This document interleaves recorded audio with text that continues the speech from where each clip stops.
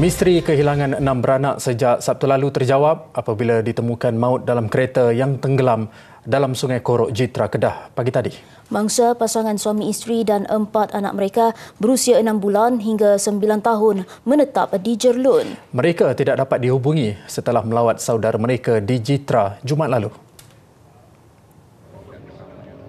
Pihak bomba dimaklumkan mengenai sebuah kereta terjatuh dalam Sungai Korok kira-kira jam 8.30 pagi tadi. Ia selepas orang awam dikatakan ternampak bahagian bumbung sebuah kereta di dalam sungai terbabit. Berikutan itu, sepasukan 18 pegawai dan anggota dari Balai Bomba dan Penyelamat Jitra digegas ke lokasi kejadian. Kerja-kerja menarik kereta ke tebing sungai dilakukan sebelum pasukan bomba menemui mayat di dalam kereta berkenaan.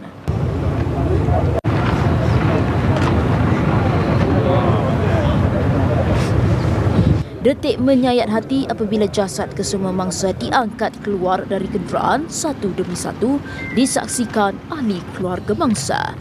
Keenam-enam mayat dibawa ke Hospital Sultanah Bahiyah Al-Ustar untuk dibedah siasat. Media sebelum ini melaporkan seorang wanita membuat laporan polis selepas abang, kakak ipar serta 4 anak mereka gagal dikesan sejak Sabtu lalu selepas pulang bermalam di rumahnya di Taman Aman. Nur Adliah Syuhada Ishak berkata abangnya Muhammad Azim Izzat Ishak, 32 tahun dan keluarganya yang menetap di Jerlun datang bermalam di rumahnya Jumaat lalu. Menurutnya, mereka selalu datang bermalam dan biasanya pulang awal pagi sebelum abangnya yang bertugas sebagai pengawal keselamatan itu masuk kerja.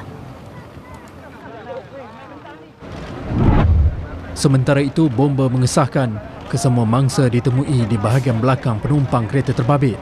Mangsa dipercayai cuba untuk keluar menyelamatkan diri selepas kenderaan terbabas ke dalam sungai. Ke-6 mangsa ini berkumpul di belakang kenderaan dan juga di sebelah kiri kenderaan lah. Kemungkinan ada cubaan untuk keluar daripada kenderaan walau bagaimanapun gagal. Katanya anggota bomba terpaksa memecahkan cermin belakang dan memotong bumbung kereta untuk mengeluarkan kesemua mangsa. Pihak bomba turut berdepan cabaran untuk mengeluarkan mangsa melalui pintu belakang kereta disebabkan berada dalam air. Identiti kesemua mangsa dikenal pasti sebagai Muhammad Azim Izzat Ishak, 32 tahun dan isterinya Nurul Hidayah Khadijah Rasman Effendi, 31 tahun.